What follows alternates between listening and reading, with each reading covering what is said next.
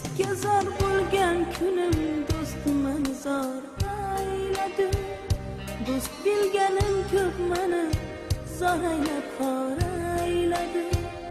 So'zlari binosidan chiqib borsam yuqori, ko'zlarim dunyosini ko'zlari tor ayladi.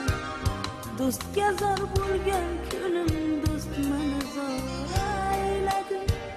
Do'st bilganim ko'p meni zor aylab xor ayladi. So'zlari binosidan chiqib borsam yuqori, ko'zlarim dunyosini ko'zlari tor ayladi.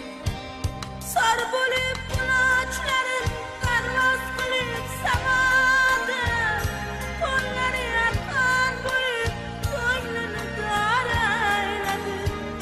Sar bo'lib qulonchlarim parvoz qilib samoda, qo'llari arqon bo'lib ko'nglini dor ayladi.